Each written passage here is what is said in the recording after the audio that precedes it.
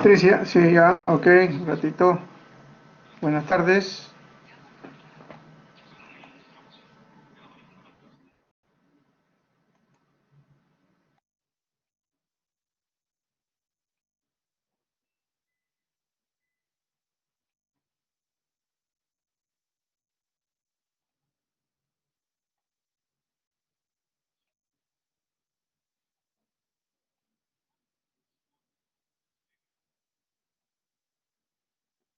¿Quién más va a estar?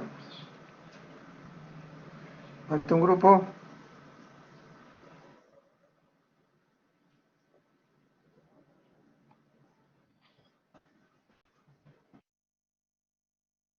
Buenas tardes, sí.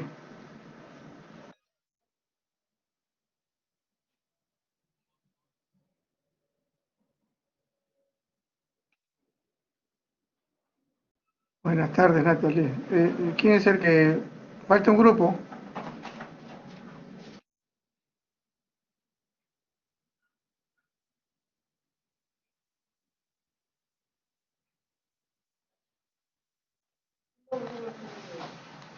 Mm, bueno, ya que todavía no se ha anotado el sitio, hay que empezar, pues.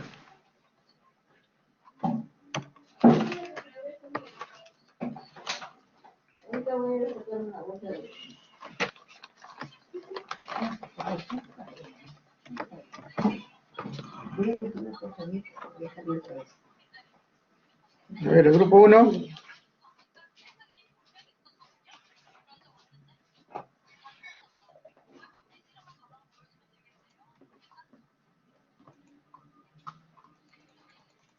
Eh, Sí, Paola. Buenas tardes, doctor. Buenas tardes, compañeros. Voy a dar un breve resumen sobre lo que es la peste. Mi grupo, sí, bueno, mi grupo está compuesto por Levano, Gaspar Alexandra, Narváez Llavo Karina, Rivas Flores Shirley y quien les habla, Camila Ramos Paola.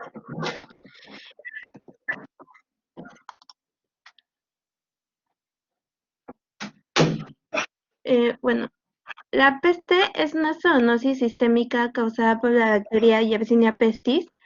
Afecta predominantemente en los roedores pequeños que generalmente se encuentran en áreas rurales de África, Asia y América. Suelen transmitirse en los seres humanos por un artrópodo que vendría a ser el vector y bueno, este sería la pulga. Con menor frecuencia, la infección es consecuencia del contacto con tejidos de animales o gotitas de las vías respiratorias. La peste es una enfermedad febril aguda que puede tratarse con antibióticos, pero las tasas de mortalidad son altas en individuos que no tienen algún tratamiento. Como ya lo mencioné, el vector sería la pulga de rata, o científicamente llamada Xenophila chopis. En cuanto a su reservorio natural, serían los vertebrados o roedores silvestres. También se pueden encontrar en conejos y liebres o algunos carnívoros silvestres y también en los gatos domésticos que pueden ser fuente de infección para los seres humanos. Y bueno, ahí está la imagen de la pulga de la rata, de la Xenophila chopis y bueno, los roedores. Cuando la Yersinia pestis parasita de artrópodos, se multiplica y forman agregados incrustados en la biopelícula del intestino medio de la pulga, y cuando éstas se alimentan de sangre que contienen las bacterias. Y bueno, en algunas pulgas, las bacterias incrustadas en las biopelículas van a llenar el proventrículo del parásito, que bueno, esta es una válvula que conecta el esófago con el intestino medio en los artrópodos, y esto va a bloquear la alimentación en base a sangre de la Yersinia pestis.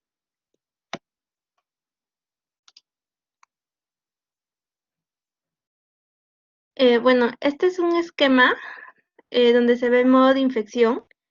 El roedor va a contener la bacteria Yersinia pestis y por lo tanto este vendría a ser el hospedero. Después, una pulga va a picar a un roedor infectado y en ese momento se convierte en el vector hacia los humanos. Entonces, cuando una pulga infectada pica a una persona o a un animal, la picadura va a romper la piel y va a provocar una herida. Y esto se va a volver la fuente de la infección. En cuanto a las características del virus y, bueno, sería en este caso de la bacteria, que sería la Yersinia pestis. Esta pertenece a las bacterias gamma proteobacteria del orden enterobacteriales. Entonces va a ser una bacteria gram negativa anaeróbica facultativa con metabolismo fermentativo y va a ser una nitrato reductasa positiva. También va a ser catalasa positiva y oxidasa negativa. Es un cocobacilo de tinción bipolar similar a otras enterobacterias. Y bueno, estos datos generalmente van a servir para el diagnóstico. También tiene unos factores de virulencia antigénicos como el antígeno F1, el antígeno V y el antígeno W, que se van a expresar a una temperatura de 37 grados centígrados. También se caracteriza por poseer una toxina que puede actuar sobre el miocardio y las células hepáticas. Durante el proceso infeccioso se caracteriza porque genera una viscosidad antifagocítica, bueno, que va a evitar así la fagocitación de esta bacteria. El organismo va a presentar motilidad cuando es aislado, pero pierde esta capacidad mientras permanece en el mamífero hospedador. Bueno, en cuanto a la estadística, a modo de recordar, la peste negra, peste bubónica o muerte negra ha sido una de las pandemias más devastadoras en la historia de la humanidad, que afectó a Europa en el siglo XIV y alcanzó su punto máximo entre 1347 y 1353, matando a más de un tercio de la población europea, ¿no? En cuanto a los datos de Perú, la enfermedad se dio a inicios del siglo XX, particularmente en la región de La Libertad. Desde los años 90 habían muchos casos de peste, pero desde el 94 hubo un periodo de silencio de la peste, lo cual no significó que la peste había desaparecido totalmente, ya que en el año 2009 había nuevamente algunos casos de peste bubónica. Y bueno, los últimos casos clínicos de peste que se han presentado en Perú fueron en el año 2010, también en La Libertad, donde se dieron casos de peste neumónica. Se dieron 4 casos, 2 de ellos adquiridos en zona rural y 2 a nivel nosocomial, donde, bueno, las molestias principales fueron fiebre de inicio súbito, escalofríos, mialgias, dolor torácico y en menos de 24 horas también presentaban hipotensión arterial o algunos cianosis. Y bueno, en cuanto a nivel mundial, desde el año 2010 hasta el 2015 se presentaron 3.248 casos en el mundo, que resultaron en 584 muertes. En cuanto a los últimos casos que se han dado en el mundo, en el año 2017, en la isla de Madagascar, apareció un brote de más de 2.300 casos, donde el 76% fue el tipo neumónica, con una tasa de letalidad por caso de 8.6%.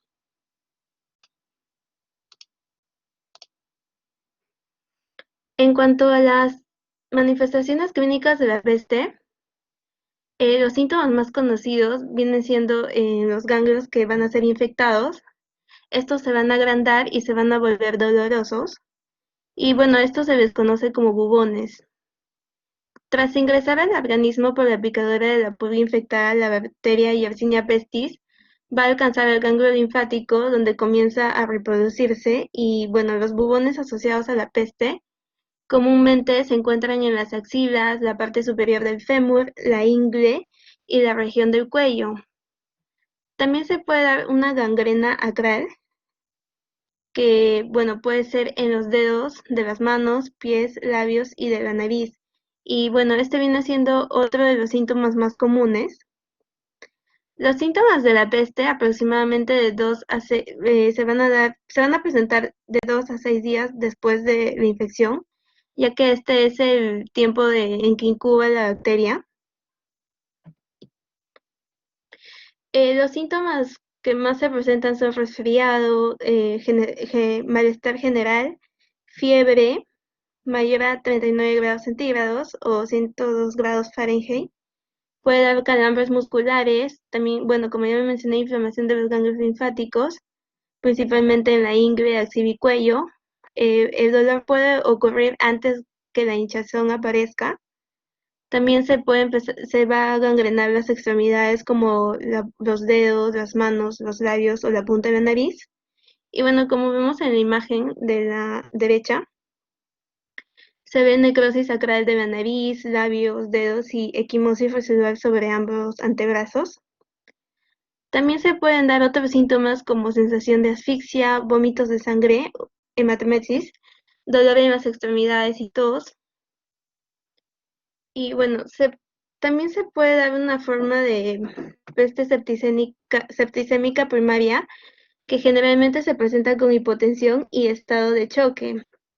Este tipo de peste generalmente, bueno, afecta a todos los grupos de edad, pero están expuestos a mayor riesgo de tenerla las personas que son mayores de 40 años.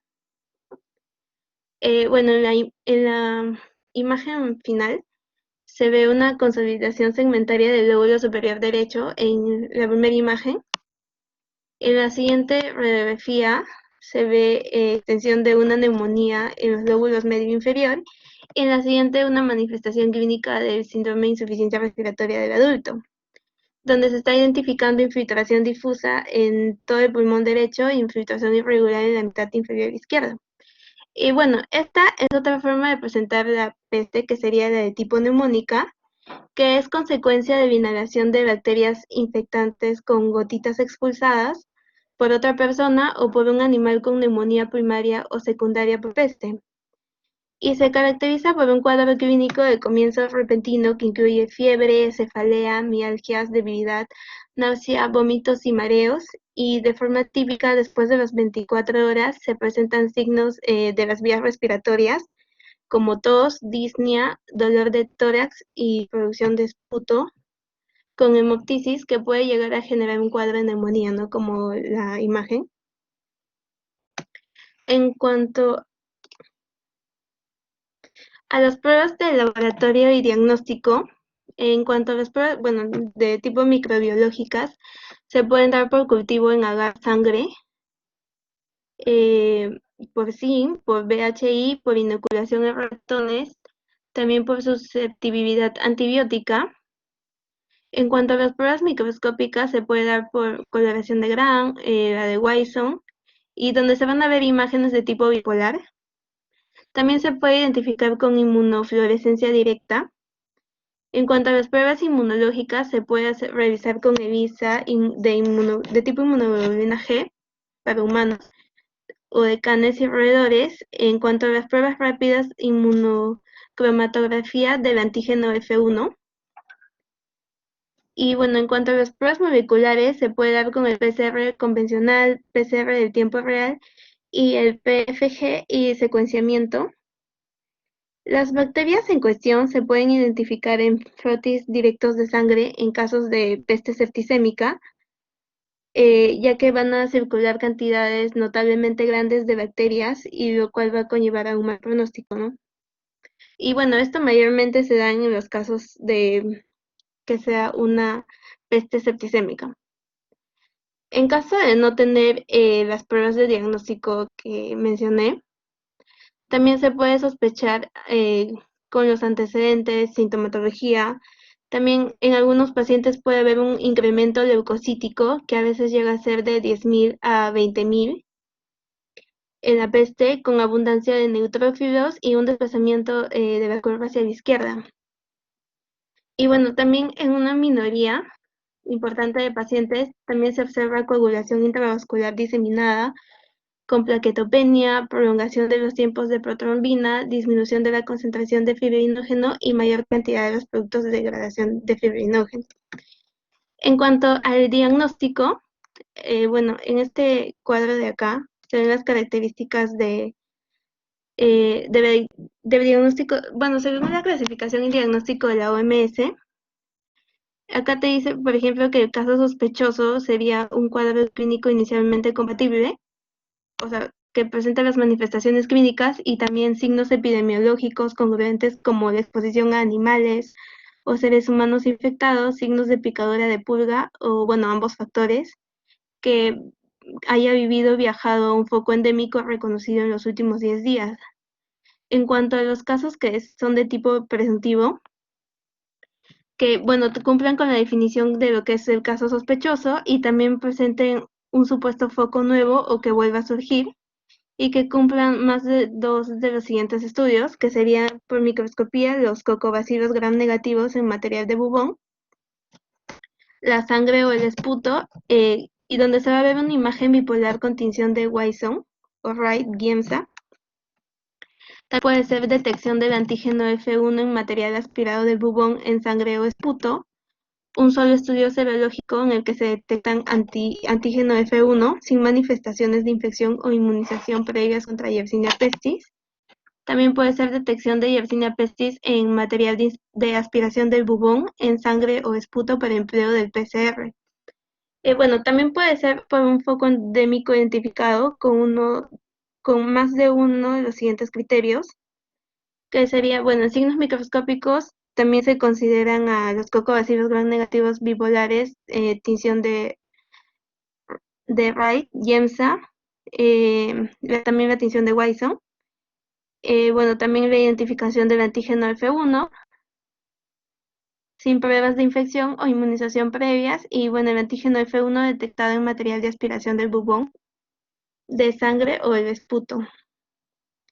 Y bueno, para darlo como un caso confirmado, que aparte de tener las condiciones de un caso sospechoso, también que tenga la identificación de una cepa de muestra clínica como Yersinia pestis, que tenga morfología de las colonias y positividad de 2 de los 4 estadios que voy a mencionar, que sería lisis de fagos de cultivos entre 20 a 25 grados centígrados y 37 grados centígrados, también la detección del antígeno F1, el PCR o un perfil bioquímico de Yersinia pestis.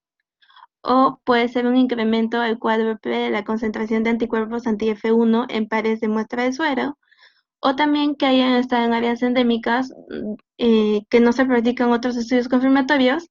Y bueno, una prueba rápida sería positividad con inmunocromatografía para detectar el antígeno F1.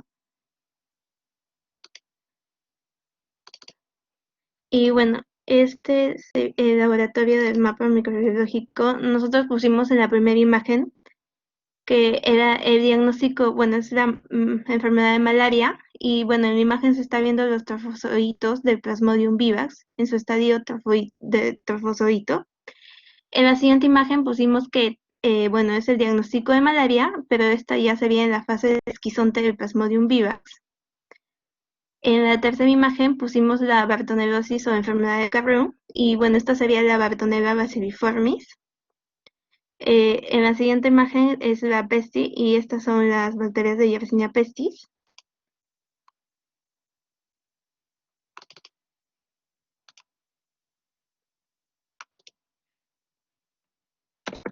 Ay, no, ahí está. Y bueno, en la primera imagen de aquí pusimos el diagnóstico de tétano.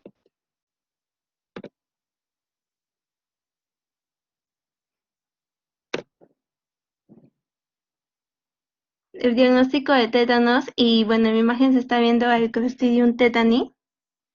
En la siguiente imagen pusimos el diagnóstico de leishmaniasis, donde se está viendo la Leishmania spp. En el otro pusimos la enfermedad de Chagas, y bueno, se está viendo al Trypanosoma cruzi. Y finalmente a la enfermedad de anthrax o carbunco, donde se está viendo al Bacillus anthracis.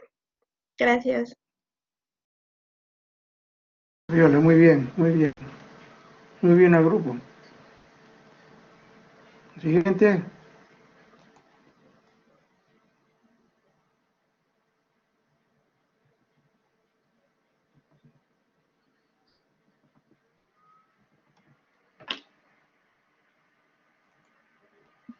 Buenos días, buenas tardes, perdón. Buenas tardes, doctor. Nosotros somos el grupo 3. Los integrantes son Navarro y Canadá Madeline. Ponce Andrea, Valenzuela Chimino Jocelyn y Velázquez Nora Patricia. Empezamos con el dengue. Eh, el dengue. El dengue es una enfermedad viral aguda que el vector va a ser el Aedes aegypti. Tiene la transmisión, el mecanismo principal de transmisión va a ocurrir a través de la picadura del zancudo, que es el Aedes aegypti, infectado. Esos zancudos pueden picar durante todo el día y preferentemente por las mañanas, temprano y al inicio de la noche. Este zancudo es de clase Aedes aegypti y se transmite el dengue. Deposita sus huevos en lugares donde se almacena el agua y se reproducen con gran facilidad cuando van a aumentar las temperaturas del día. Tenemos dos mecanismos de periodo de incubación. El intrínseco o endógeno, que va a ser el periodo de tiempo que va a transcurrir desde que un zancudo infectado pica a una persona susceptible hasta el inicio de los síntomas, que van a tener una duración de 3 a 14 días, en un promedio de 5 a 7. Todos los grupos humanos van a ser infectados sin distinción de color, raza, sexo. Y tenemos el periodo de incubación extrínseco o endógeno, que es el periodo de tiempo que va a transcurrir desde que un zancudo no infectado pica a una persona en su fase virémica hasta que el virus alcanza las glándulas a niveles del zancudo y se toma infectante. Esto puede infectarse de 8 a 12 días en un promedio de 10 días. Características del virus. El virus del dengue es un virus icosaedro de 50 nanómetros aproximadamente. Va a estar conformado por una membrana lipídica obtenida de las células del huésped, sobre el cual se va a insertar las proteínas de membrana y de envoltura. El interior del virus contiene el complejo riboproteico conformado por la proteína capside y el genoma viral, que va a consistir en una única hebra de ARN de sentido positivo que va a codificar a un polipéptido único. Contiene tanto las proteínas estructurales que van a ser parte de la partícula viral, como de las proteínas no estructurales que van a intervenir durante el proceso de ensamblaje y replicación del ARN genómico.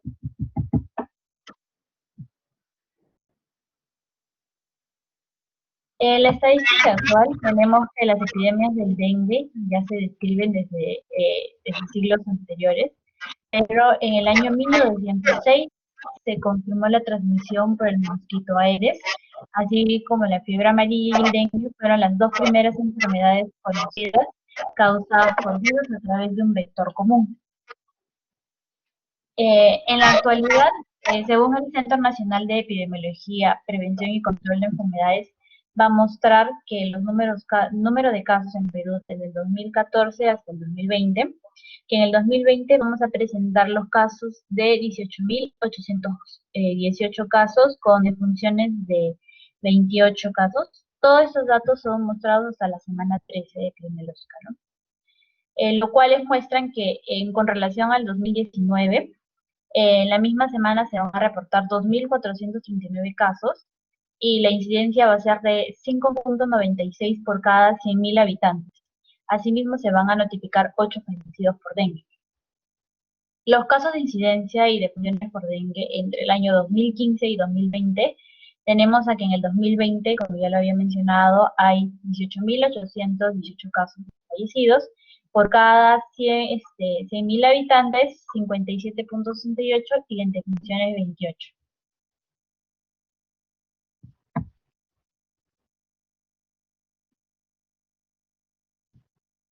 El número de casos de dengue según a los departamentos entre el 2015 hasta el 2020, el 81.6% de los casos se van a reportar en los 5 departamentos que van a ser Loreto, Madre de Dios, San Martín, Junín y Ica. En el departamento de Loreto se va a reportar 6 veces más casos que en el 2019 en la misma semana epidemiológica. El departamento de Madre de Dios reporta 9 veces más casos que en el 2019. En el departamento de San Martín se reporta 18 veces más casos que en el 2019.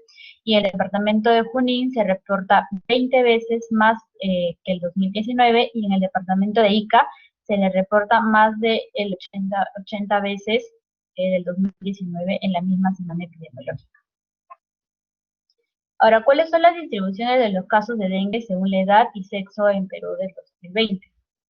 El 25.10% de los casos se van a reportar en el grupo de las personas de entre 18 a 29 años y el 31.24% en un grupo de personas de 30 a 59 años. Las tasas de incidencias van a ser acumuladas, fueron altas en los grupos de edad de 18 a 29 y de los 12 a 17 años. En sintomatología, los síntomas leves del dengue pueden confundirse con otras enfermedades que pueden causar fiebre, molestia o dolor o sarpullido, siendo los síntomas más comunes del dengue la fiebre más alta, que es de 40 centígrados, junto a cualquiera de los siguientes síntomas, ¿no? Por ejemplo, dolor de cabeza, dolor en los músculos, huesos, en las articulaciones, náuseas, vómitos, dolor detrás de los ojos, glándulas inflamadas, erupciones cutáneas, ¿no? Y los síntomas de dengue generalmente van a durar de 2 a 7 días y la mayoría de las personas se van a recuperar alrededor de una semana. Los signos y síntomas de la fiebre hemorrágica del dengue o dengue grave también van a representar una urgencia que puede poner en riesgo la vida del paciente. ¿Y cuáles son los síntomas que vamos a identificar, no?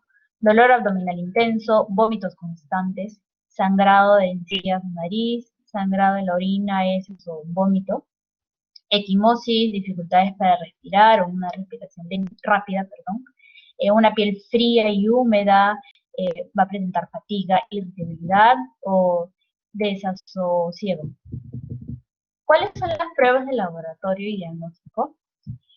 Nosotros tenemos, después que la enfermedad del virus se pueda detectar que dentro de 4 a 5 días en el suero, el plasma, las células sanguíneas circulantes u otros tejidos, durante estas primeras etapas la enfermedad puede usarse el aislamiento del virus, la detección del ácido nucleico o el antígeno para diagnosticar la infección. Al finalizar una fase aguda, la infección y la serología van a constituir el método de elección de diagnóstico. Las detecciones de aislamiento del virus y la distinción del ácido nucleico van a ser laboratorios muy costosos, pero también van a ser los más específicos para la detección de los anticuerpos. Con respecto a las plaquetas, en muchas ocasiones vamos a encontrar lo que son las trombocitopenias, que en casos complicados pueden presentarse una trombocitopenia severa, con plaquetas desagregadas y macroplaquetas. Las alteraciones en las láminas periféricas van a persistir durante unos 7 a 15 días, cuando van a empezar a normalizarse y aparecer una eosinofilia. Los leucocitos y las plaquetas pueden hallarse también en un límite inferior normal o haber una ligera disminución en ambos. Al cuarto día se va a acentuar lo que es la leucopenia, que en ciertas ocasiones puede estar acompañada de una monocitosis. Y también puede haber un aumento de calidad de los linfocitos reactivos, ¿no? Una moderada trombocitopenia, así como una agregación plaquetaria, y todo esto se puede encontrar en el quinto día. Y los eritrocitos van a permanecer normales en su morfología, ¿no? Ellos van a continuar con una leucopenia acentuada por una neutropenia, unos linfocitos relativamente variados, pueden ser monocitos o linfocitos reactivos. Por eso aquí especificamos que las pruebas de laboratorio clínico va a ser un examen de sangre, un hemograma, leucocitos, plaquetas, hematocrito, la evaluación de la albúmina, pruebas de función hepática en orina para verificar si es que hay una hematuria microscópica, pruebas específicas para dengue, por ejemplo el aislamiento del virus, la investigación de la ARN viral y la serología.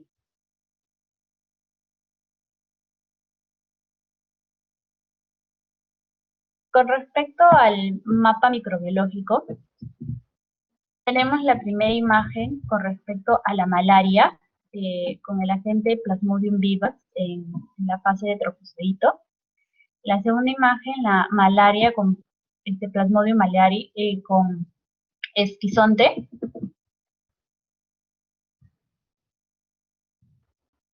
Tenemos a la bartonelosis y la Bartonella bacilliformis Después tenemos a la peste bubónica con la Yersinia pestis. Y luego tenemos al tétano con el Clostridium tetani y a leishmaniosis con la leishmania en la etapa de amastigote. Gracias.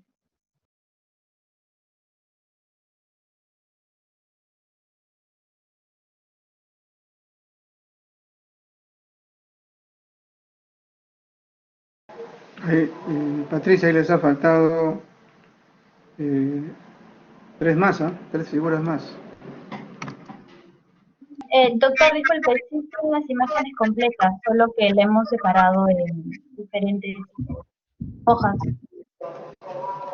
Ay, perdón, me olvidé de la última, de esta. Ahí está. Sí, perdón, disculpe, doctor, sino que está fallando mi internet y veo las imágenes lentas. Tenemos a las chagas, al Trypanosoma cruzi con el tipo mastigote y el carbunco o anthrax con el Bacillus anthracis. Ok. Lo que les ha faltado es en el dengue es que hay variedades también de dengue, no solamente es uno.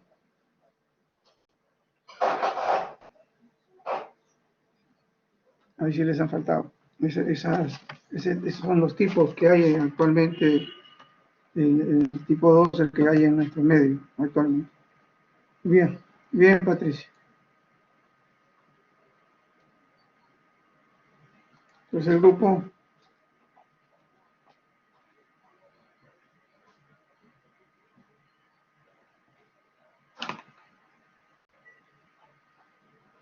Doctor, disculpe, ¿me escucha? ¿eh? Sí, doctor, un favor, ¿podrías ponerme como presentador porque Luis para Alfonso, subir, ok. sí, para subir mis diapositivas, por favor?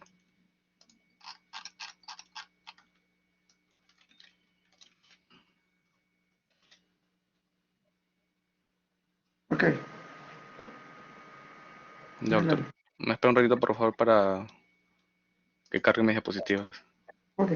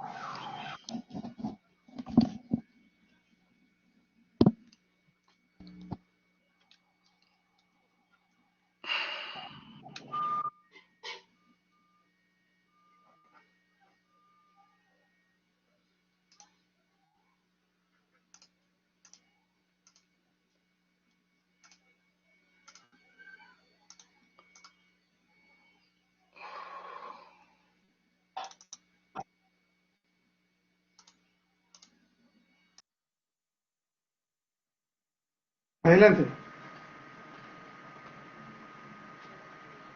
Doctor, ¿me escucha? Sí, adelante. Ya. Adelante, Luis Alfonso. Sí, doctor.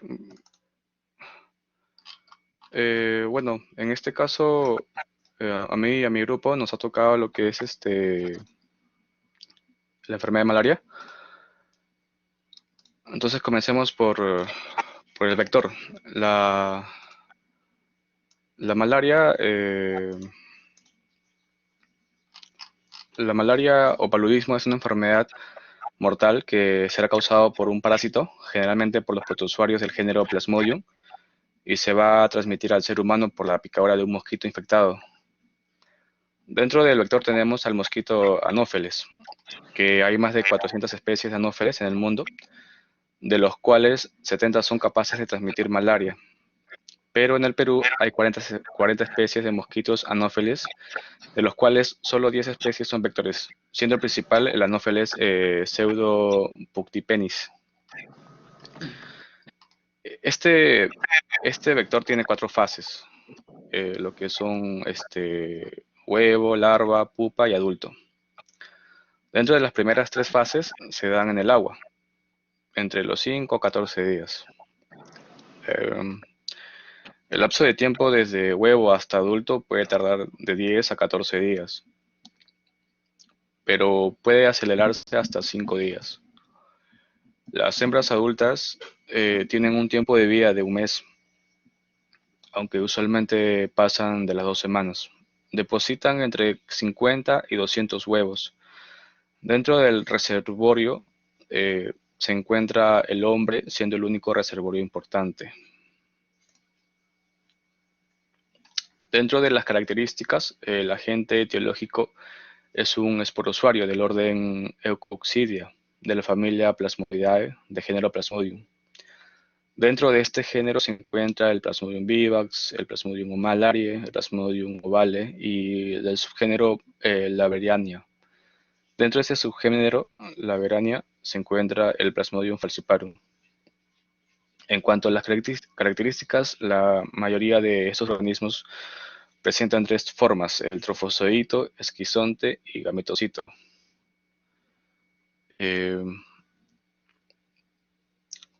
Dependiendo de la especie, esas formas o estadios van a tener una morfología diferente.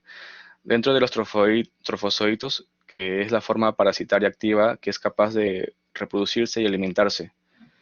Esta es la que infecta la célula para parasitarla y alimentarse de ellas. En la especie de Plasmodium vivax, el trofozoito presenta citoplasma ameboide grande con una coloración que va desde amarillo hasta el color café. En el Plasmodium falciparum el citoplasma es delicado, apareciendo como pequeños puntos de cromatina, y en el Plasmodium ovale el trofozoito presentará algunos pigmentos, además de ser más compactos. En la forma esquizonte va a ser una fase intermedia dentro del ciclo de vida de estos organismos. En el Plasmodium ovale el esquizonte presenta un pigmento concentrado, en lo que parece ser una masa. Además también va a ocupar más de la mitad del citoplasma del glóbulo rojo. En cuanto al Plasmodium falciparum, el esquizonte no se evidencia en la circulación y tiene un pigmento oscuro con citoplasma compacto. En el Plasmodium vivax, el esquizonte es grande, tanto que puede abarcar casi todo el tamaño del glóbulo rojo. Y por último tenemos a la forma gametocito, que es la célula sexual y que puede ser macro y micro gametocito. Dentro del Plasmodium vivax esta es de forma ovalada y compacta. Puede ocupar todo el interior del glóbulo rojo. En cuanto a los macrogametocitos, la cromatina se encuentra compacta y es excéntrica, mientras que en el microgametocito se encuentra difusa. En cuanto al Plasmodium ovale, el macrogametocito presenta la cromatina condensada y de coloración marrón, y que ocupa todo el citoplasma. En cuanto al microgametocito, presenta un citoplasma incoloro y cromatina dispersa. Por último, y no menos importante, se encuentra lo que es el Plasmodium falciparum. Tiene una forma de luna, y el macrogametocito tiene la cromatina compacta en una sola masa, y el microgametocito tiene la cromatina difusa. En el Perú, la malaria es ocasionada por el Plasmodium falciparum, Plasmodium vivax, y ocasionalmente por el Plasmodium malariae. No se ha reportado infecciones por el Plasmodium ovale. En el Perú, la malaria es ocasionalmente por el Plasmodium falciparum, le dije, pero no se ha reportado infecciones por el Plasmodium ovale. Pero dentro de las estadísticas actuales de la OMS en el 2019 se reportó lo siguiente: que cada 2 minutos fallece un niño a causa del paludismo, que en el año 2017 se registraron aproximadamente 219 millones de casos de paludismo en 87 países. El 90% de los casos y de las defunciones se registran en el África subsahariana. En ese mismo año, en el año 2017, 266.000 niños fallecieron por esta enfermedad antes de cumplir los 5 años. El 61% del, perdón, el 61% de defunciones por la enfermedad en el mundo. Ay, Dios. En el 2017, 11 países, de estos 11 países, 10 países de África subsahariana y la India abarcaban alrededor del 70% de los casos y defunciones por paludismos.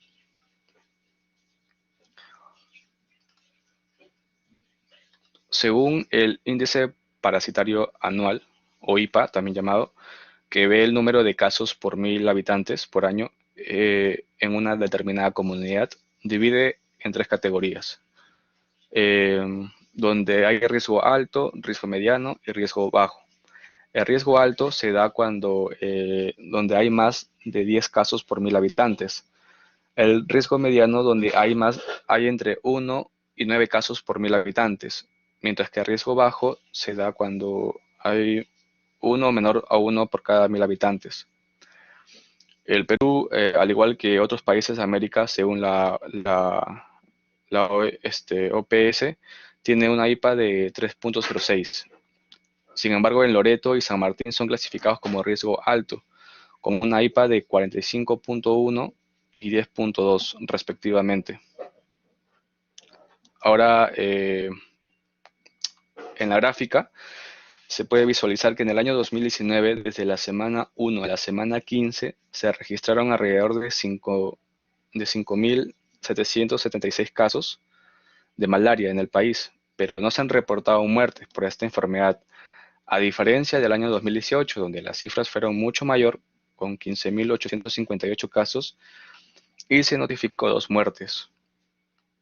También podemos observar que la mayoría de infecciones fueron dadas por un Plasmodium vivax. En el mapa también podemos observar que desde la semana 1 a la semana 15 en el año 2019 fueron 81 distritos que reportaron por lo menos un caso de malaria, de los cuales fueron concentrados en un 97.5% en los departamentos de Loreto y Amazonas.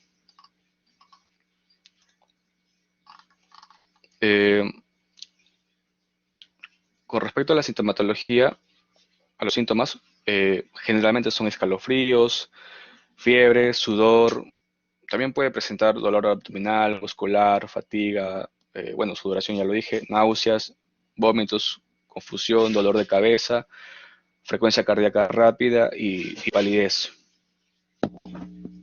Esta sintomatología también va a depender de la especie, densidad parasitaria, afinidad del parásito al eritrocito, inmunidad del paciente y el tiempo hasta el diagnóstico.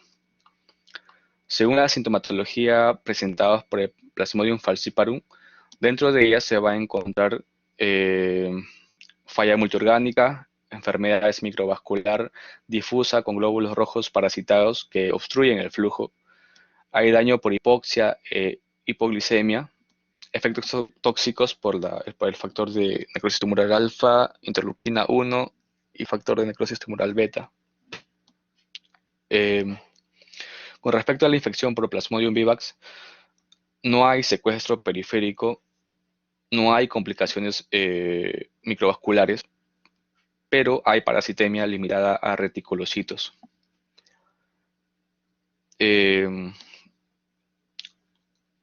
Por infección por Plasmodium ovale, igual no se ha encontrado secuestro periférico, no hay complicaciones microvasculares, también hay parasitemia limitada a reticulocitos. Por último, en la infección por Plasmodium malariae, no hay secuestro periférico, no hay complicaciones microvasculares y se da inferior entre los 20 a 30 años aprox, produciendo lo que es una glomerulonefritis por inmunocomplejos.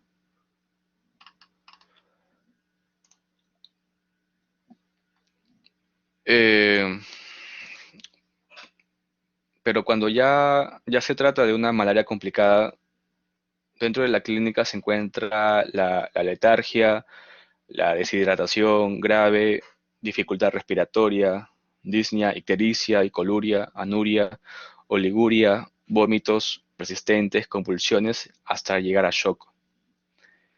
Dentro de los paraclínicos se encuentra la anemia, acidosis metabólica, una hiperlactemia, una hiperparasitemia, un aumento de las aminotransferasas, aumento de lo que es el nitrógeno ureico en sangre y la creatinina.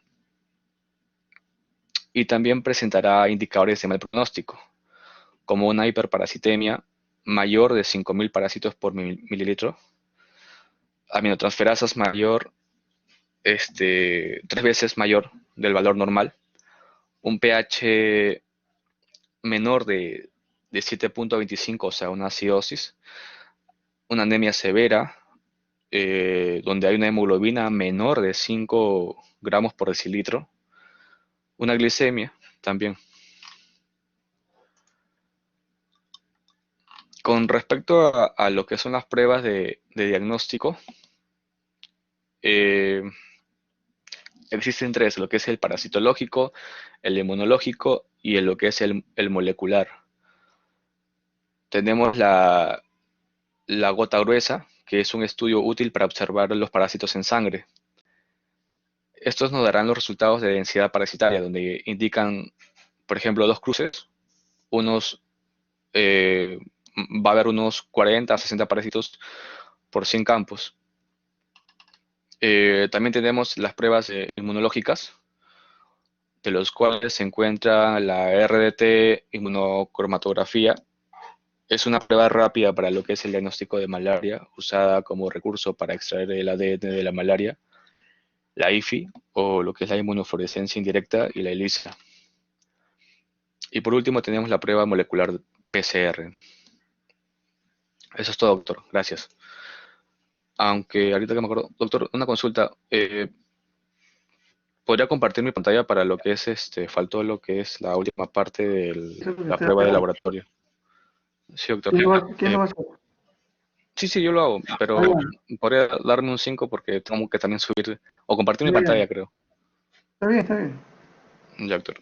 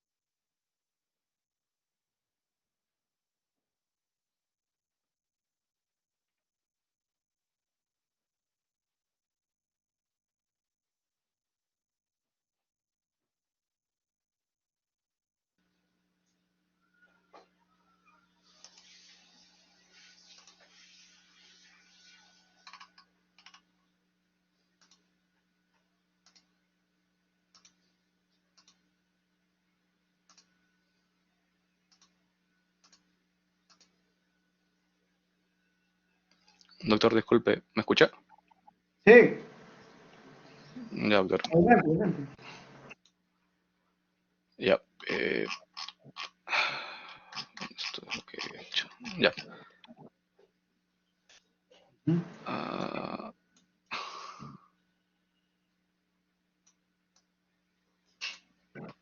ay, Dios.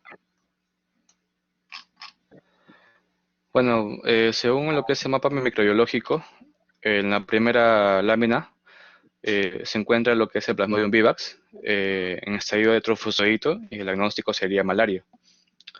Luego seguida lo que es el Plasmodium vivax en estadio esquizonte maduro y el diagnóstico sería también malaria. Luego tenemos a la Bartonella bacilliformis. El diagnóstico sería enfermedad de Carrión, o también llamada verruga peruana. Luego está esta lámina que representa la Yersinia pestis y el diagnóstico sería la peste bubónica. Luego está esta lámina que es el Clostridium tetani. El diagnóstico sería tétano. Luego acá está la leishmaniasis, SPP, que está en estadio de mastigotes en el interior de un macrófago. El diagnóstico sería una leishmaniasis. Luego tenemos acá el Trypanosoma cruzi. El diagnóstico sería mal de Chagas. Y por último tenemos a lo que es el Bacillus anthracis. El diagnóstico sería anthrax o también llamado carbunco. Ok. Bien. Bien, Alfonso. Ya, doctor, gracias. Ok. El último grupo.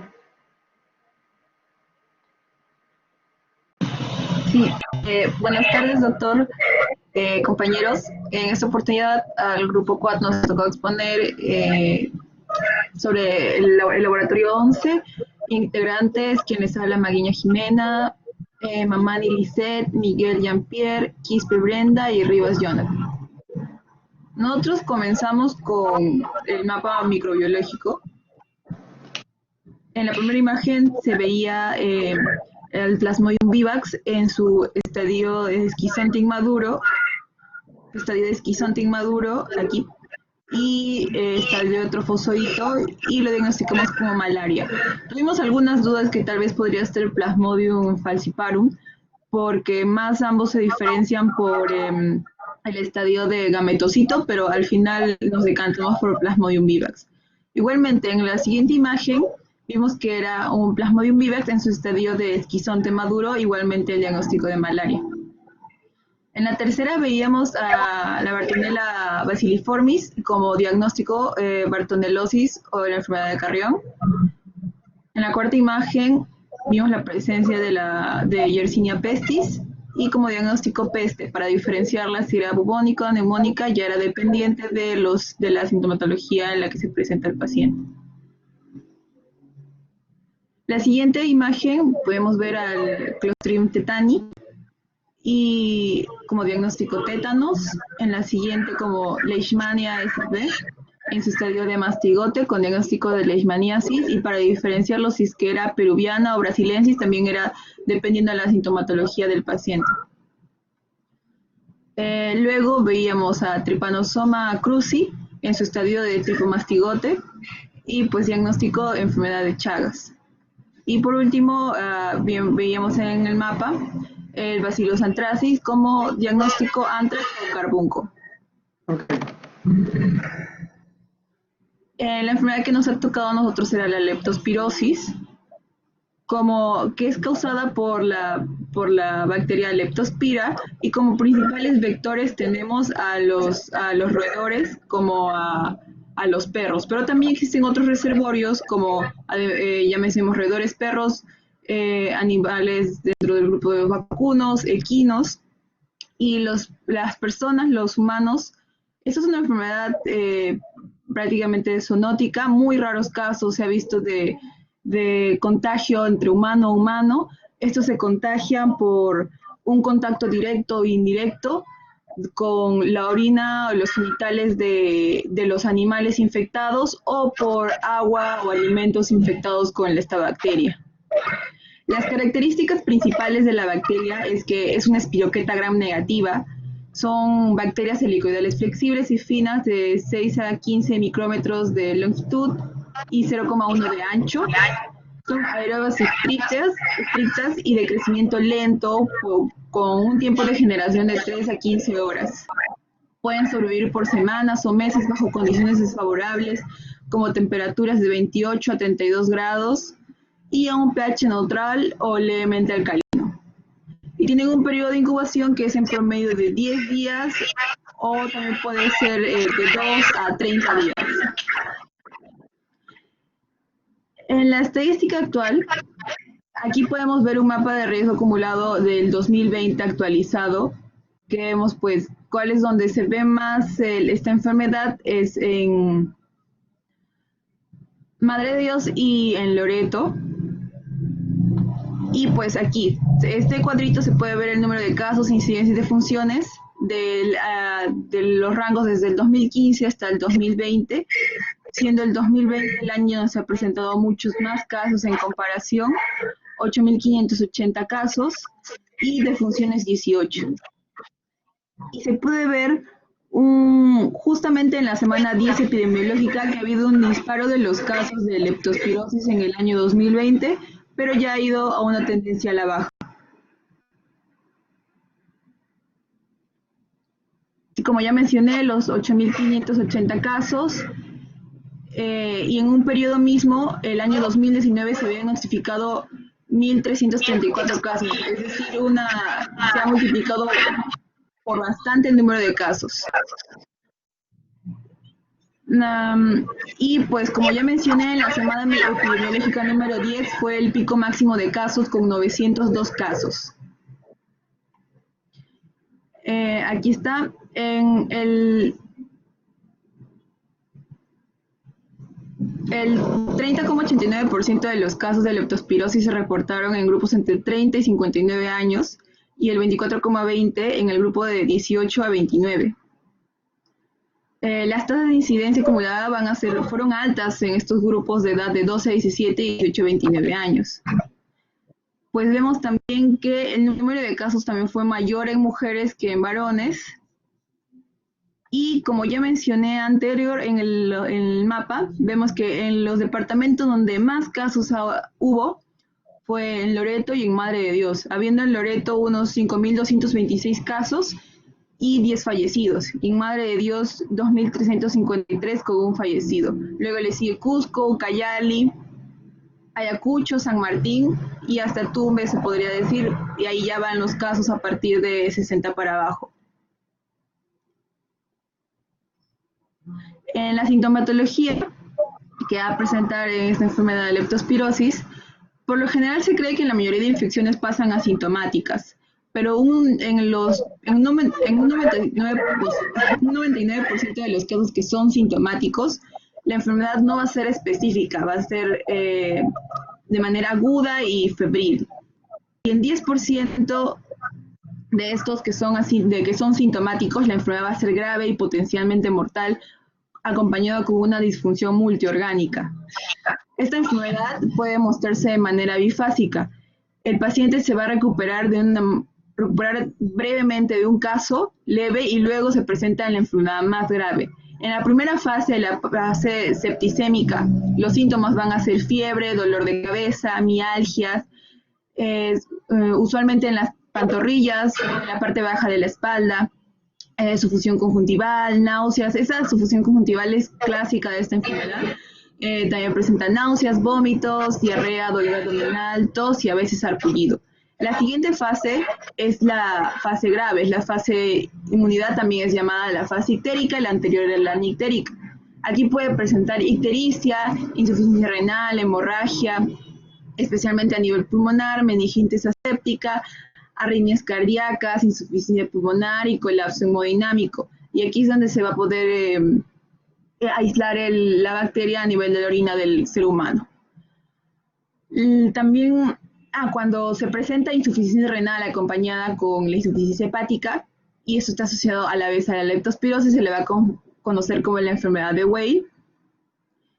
Y durante el embarazo, la leptospirosis puede causar complicaciones fetales, incluso la muerte fetal o un aborto espontáneo. Estas imágenes las sacamos de un PDF de la CDC, del Centro de Control de Enfermedades. Van a haber pruebas diagnósticas de confirmación y pruebas diagnósticas de apoyo. Las de confirmación las dividen en 3 grupos. Primero es la técnica de aglutinación microscópica, una prueba de serología de confirmación. Se va a hacer en muestras de suero en la fase aguda y convalecientes que se recolectan entre 7 a 14 días. Luego está la reacción de cadena de polimerasa, de PCR. ¿Y cuáles son las muestras recomendadas? La sangre completa durante la primera semana de la enfermedad, la orina, recolectada al menos de una semana después de la aparición de los síntomas, líquido cefalorraquídeo cuando el paciente tiene meningitis, muestras de riñón o hígado fresco congelado, si se pudiera obtener del paciente cuando ya haya fallecido, O también podrías, preferiblemente entre ambos, el riñón se prefiere. También se puede hacer la bioquímica clínica o la inmunohistoquímica en tejidos fijados en formol, de riñón, preferible, como en el anterior, pero también puede ser en hígado, pulmón, corazón o vaso. Las pruebas diagnósticas de apoyo van a ser análisis de inmunoglobulina M como ELISA, inmunotransferencia por puntos, pruebas de flujo lateral. Estas pruebas son pruebas de detección y deben ser confirmadas con las anteriores pruebas diagnósticas, porque hay que recordar que a diferencia de otras enfermedades, los casos de sospecha son aquellos que presenten clínica y a la vez haya estado en las zonas de riesgo para tener leptospirosis, ya está expuesto a zonas de hacinamiento, de mala higiene, pero para confirmar leptospirosis necesitamos pasar por las pruebas de laboratorio, presentar clínica, laboratorio, ambos juntos para confirmarla. Gracias, doctor. Una de las cosas que consideran ustedes, les he dejado para que ustedes puedan repasar estos casos, ¿no? Que lo van a ver, se lo digo, lo van a ver frecuentemente. Nosotros hemos tenido casos de leptospira por emergencia, hemos tenido casos de dengue, malaria, era casi toda la semana. El caso de peste definitivamente no, pero una sospecha por un paciente que tenía esos bubones, se puede decir, ¿no?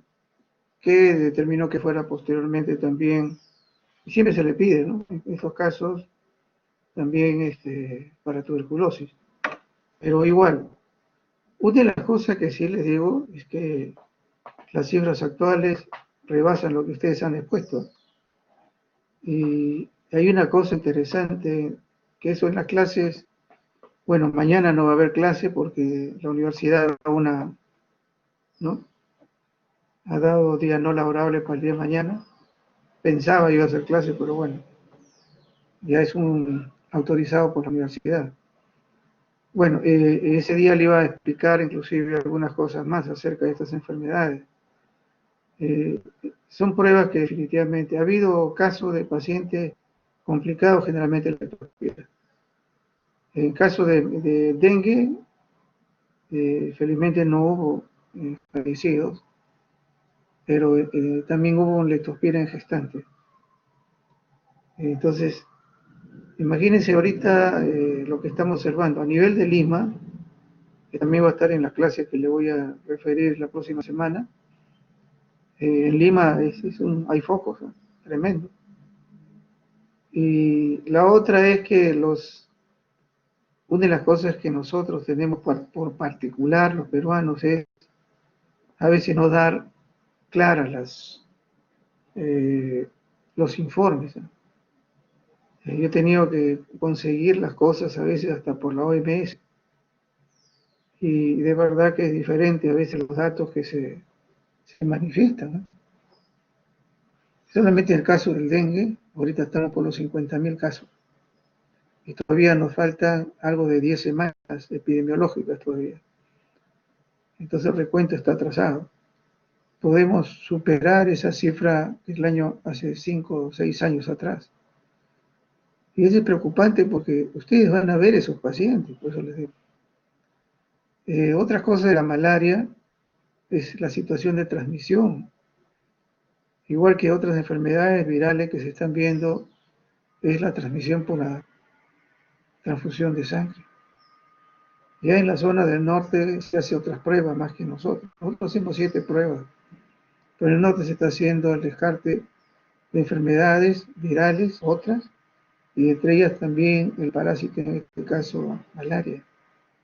Entonces, son situaciones que vivimos nosotros, quizás por lo que estamos más perennes en las cosas de laboratorio, ¿no?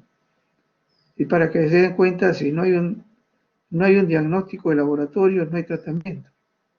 Esta es otra de las cosas que también nos apresura a que haya un buen diagnóstico, tanto clínico, epidemiológico, porque eso es importante en el caso de ustedes, de dónde viene. Muchas de estas enfermedades, inclusive lo van a hacer ustedes con diagnóstico de la procedencia. el lugar donde hay esos riesgos. Por eso, la idea de todos estos temas es que ustedes sepan dónde están. Porque ustedes van a estar haciendo su internado y luego su serum. Donde vayan van a encontrar cierto tipo de enfermedades, a veces inexplicables, ¿no? Bueno, conversamos un rato, voy a poner acá ya la clase, ¿no? Hemos terminado.